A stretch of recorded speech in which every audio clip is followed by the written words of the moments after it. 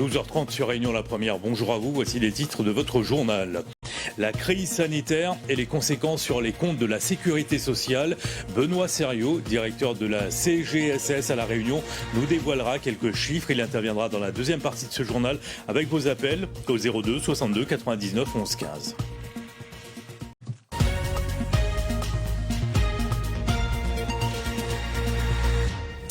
Avec nous ce midi, Benoît Seriot. Bonjour monsieur.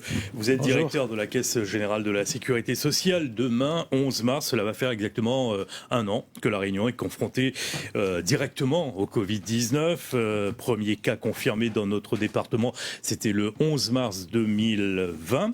Un an de Covid-19. Benoît Seriot, quelle est l'ampleur des conséquences de la crise sanitaire sur les comptes sociaux ? Alors d'abord, je dois dire que la CGSS a toujours été présente pendant cette crise sanitaire et elle est au service des plus de 800 000 Réunionnais. Elle n'a jamais failli dans sa mission principale. Les mesures sur les comptes sociaux, on n'a pas encore les chiffres complètement définitifs sur les chiffres 2020. On a quelques indications sur des tendances d'évolution forte, comme par exemple les arrêts de travail qui ont fortement augmenté, ou bien entendu les dépenses de soins et en particulier de tests qui ont considérablement augmenté également. Vous avez une estimation pour les arrêts de travail par exemple ? Alors oui, on a indemnisé 220 000 arrêts de travail en 2020 à la CGSS. 220 000. 220 000, voilà, oui. Sur ce total, il y a à peu près 13% d'arrêts de travail qui sont des arrêts de travail qu'on appelle dérogatoires, c'est-à-dire des personnes qui étaient en septaine, des personnes qui étaient cas contact. Donc ça représente à peu près une dizaine de millions d'euros, ce montant-là. Donc ça, c'est un élément important. C'est une forte augmentation. L'augmentation, elle se tasse un petit peu en début 2021 parce qu'il y a moins de motifs d'indemnisation sous forme d'arrêt de travail. Ça, c'est pour les arrêts de travail. Pour les consultations médicales, les tests ? Alors, ce qu'il faut noter, c'est les tests, évidemment, parce que aujourd'hui, c'est un budget de 20 millions d'euros. Pour La Réunion, les tests PCR, notamment. Donc, et ça ne va pas s'arrêter. En tout cas, tant que les gens ne seront pas vaccinés, on continuera à tester massivement, puisque ça fait partie de la grande stratégie de l'assurance maladie de la CGSS. Tester, alerter, protéger. Tester au moindre signe, il faut se faire tester. Donc on retient les deux chiffres importants que vous nous donnez à l'instant. 20 millions d'euros le coût des tests jusqu'à présent. C'est bien cela. C'est ça. Et 10 millions d'euros pour les arrêts de travail tout au long de l'année 2020. Les arrêts de travail, particulièrement ceux qui sont dérogatoires. Ceux liés à l'épidémie Covid-19. C'est ça. Avec nous ce midi, Jean-René qui nous appelle en direct de Saint-André par téléphone. Bonjour Jean-René. Oui, bonjour. Vous êtes en direct, allez-y pour votre question. Vous m'entendez ? Oui, on vous entend. Bonjour monsieur. Bonjour monsieur. Je voulais témoigner un petit peu dans le télétravail. La caisse, il paye un peu de monde pour assise. Donc, ce problème de Covid, ça veut dire qu'il y a des employés qui, par ce système de Covid, ils gagnent de l'argent de l'État. Donc, tout ça, il faudra arrêter. Il faudrait que la caisse soit un peu prudente et ils puissent justement analyser un peu les choses parce que la caisse, parce que nous payons, les entreprises y payent, tout le monde y paye, donc il faudrait avoir un peu plus d'approximatif, c'est-à-dire de veiller un petit peu plus sur tout ce qui se passe. Moi je voulais dire, quand on voit tout ce qui se passe, les entreprises qui avec les conventions avec l'État, etc., eh ben, l'État y paye et personne ne fait un compte. C'est-à-dire on ne sait même pas quels employés qui ne travaillent pas, qui touchent des allocations, etc. Donc il faudra que l'État soit plus vigilant. D'accord, merci Jean-René pour votre intervention. Donc, comme le soulignait Jean-René, est-ce que la Caisse a les moyens de contrôler les salariés qui sont en télétravail ? Alors il y a beaucoup de questions qui sont pas toutes du même registre. Il y a une question, je pense, d'indemnisation de chômage partiel. Le fait qu'à un moment donné, les salariés aient été indemnisés pour rester chez eux au moment de la crise, mais ça ne relève pas de la CGSS. D'accord. Pour la CGSS, les éléments importants, je l'ai dit tout à l'heure, c'est qu'il faut se protéger et donc il faut s'isoler dès qu'on a les moindres symptômes. C'est la raison pour laquelle chacun a la possibilité de s'auto-déclarer sur le compte via Amélie, s'auto-déclarer en arrêt de travail. D'accord. Mais Jean-René, lui, parlait de salariés en télétravail. Est-ce qu'il laisse entendre qu'il y aurait des abus dans ce domaine? Est-ce que la sécurité sociale aurait les moyens de contrôler ceux qui sont en télétravail aujourd'hui? Alors, je ne sais pas ce qu'il entend par là. Je crois comprendre qu'il s'agit de personnes qui sont en télétravail et qui sont peut-être portées en congé payé par leur employeur. Ça, c'est effectivement un motif qui n'est pas légal. Après, nous, on n'a pas d'autorisation ni d'autorité pour contrôler le télétravailleur. Si l'employeur décide que le salarié part en accord avec le salarié part en télétravail, il est censé faire sa part de travail et ça relève du contrat de travail entre l'entreprise et le salarié. Très bien. Voilà. Le motif pourrait être, si je comprends bien, de se faire indemniser par l'assurance maladie, en indemnité journalière, tout en faisant du télétravail. Ça, pour le coup, c'est un motif de fraude. Qu'est-ce qu'on a comme moyen de contrôler ça?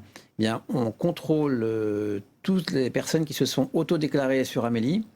On contrôle l'effectivité de l'arrêt de travail et s'il n'y a pas de répétition dans l'arrêt de travail sur ce motif. Nadine, bonjour. Oui, bonjour. Oui. En fait, bonjour messieurs, j'aurais une question qui peut être impertinente un petit peu. En fait, une question que je me pose actuellement, c'est quand on fait les tests de Covid, on nous dit que c'est gratuit. Du coup, on nous demande notre numéro de CGSS. Ça sert à quoi en fait? Très bonne question. Merci Nadine. Ce sérieux. Alors merci pour cette très bonne question. En effet, comme vous le dites très justement, c'est pas gratuit. Puisque ça nous a déjà coûté 20 millions d'euros pour la CGSS de La Réunion. Donc c'est évidemment une dépense que l'on fait qui est indispensable. Pourquoi on vous demande votre numéro de sécurité sociale? C'est que ça va être pris en charge à 100%, mais on va quand même le mettre sur votre relevé de prestation. Ça permet à chacun de voir ce que ça coûte, même si ce n'est pas à sa charge. Les 60, 70 euros que peuvent coûter un test, finalement, à l'arrivée, ça fait 20 millions. Donc ça n'est pas à votre charge, ça me semble normal compte tenu de la crise, mais c'est important que chacun ait la visibilité sur ce que ça coûte. D'accord. Ça représente un coût pour la société. C'est ça. D'accord. Une question de Valérie. Je suis cas contact. Mon employeur me demande de rester chez moi et me dit que les jours d'absence seront ponctionnés sur mes jours de vacances. Est-ce que c'est légal ? Alors là, on rentre dans les situations assez complexes, notamment liées à l'isolement. Qu'est-ce qui se passe quand on est cas positif ou quand on est cas contact? On n'est cas contact que si on a été appelé par la plateforme Contact Tracing. Ce n'est pas l'employeur qui va décider que vous êtes cas contact. D'accord. En fait, la plateforme assurance maladie Contact Tracing, elle rentre en relation avec l'ensemble des personnes. C'est important ce que vous nous dites là. Oui, c'est très important. Elle rentre en relation avec toutes les personnes qui sont Covid positifs. Elle leur demande quelles sont les personnes qu'elles ont rencontrées, avec lesquelles elles ont été en contact. En contact, ça veut dire sans masque, ça veut dire en proximité pendant un minimum de temps. Et nous, on rentre en relation avec toutes ces personnes contacts. Et ça n'est que si on a été en relation avec la plateforme qu'on est considéré comme cas contact. Dans ce cas-là, effectivement, si on est considéré comme un cas contact, eh bien, on doit aussi s'isoler immédiatement, se faire tester immédiatement. Très bien. Et pendant 7 jours. Et sur le plan du professionnel, quel est le régime? Sur le plan du professionnel, soit l'employeur a la capacité de faire du télétravail. D'accord. Dans ce cas-là, on part en télétravail. Mais si ce n'est pas possible, eh bien, l'assurance maladie, la CGSS prend en charge, au titre des indemnités journalières d'arrêt de travail, pendant 7 jours, la situation de la personne qui est cas contact, qui doit s'isoler et qui ne peut pas faire du télétravail. D'accord. Le salarié doit absolument avoir un certificat de son médecin?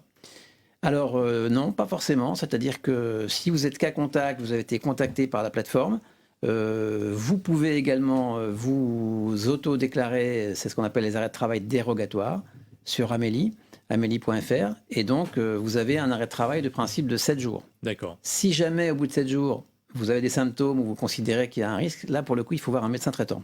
D'accord. C'est très important parce qu'on entend souvent, oui, mais dans mon entourage, il y a quelqu'un qui est contaminé au Covid-19 et donc je suis devenu cas contact. Non, ça, c'est pas bon. C'est pas. C'est pas bon, on va dire c'est un peu une extension parce que forcément, il faut être prudent. Je rappelle juste il faut être prudent, que mais il faut passer par la plateforme. Exactement, mais je rappelle juste qu'il faut porter le masque et respecter la distanciation et ça évite beaucoup de cas contacts. Merci beaucoup, Monsieur Serrieux, d'être venu nous voir ce midi. En tout cas, on retient 2 chiffres que vous nous avez donnés dans cette rubrique. Donc, arrêt de travail, 10 millions d'euros. Les tests, 20 millions d'euros. C'est le coût de l'épidémie Covid-19 pour l'instant. Plus le reste. À La Réunion. Oui, plus le reste. L'hospitalisation, les médicaments. Une question peut-être pour terminer, parce qu'elle revient souvent en ce moment avec les évacuations sanitaires. La dernière qui a eu lieu, vous, à votre niveau, vous avez déjà un coût? Mais l'évacuation sanitaire, la dernière dont on parle, c'est pas à la charge. 4 malades voilà, ça c'est pas du tout à la charge de la CGSS, puisque c'est une décision qui a été prise par les autorités sanitaires. À la CGSS, on finance plutôt les transferts sanitaires, c'est-à-dire les personnes qui ne peuvent pas se faire soigner sur l'île parce qu'il n'y a pas le plateau technique.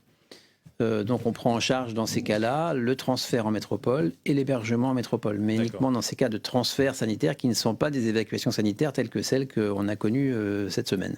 Sur les réseaux sociaux, sur certains sites internet, on avance le chiffre de 300 à 400 000 euros. Ça vous paraît plausible? J'en ai aucune idée.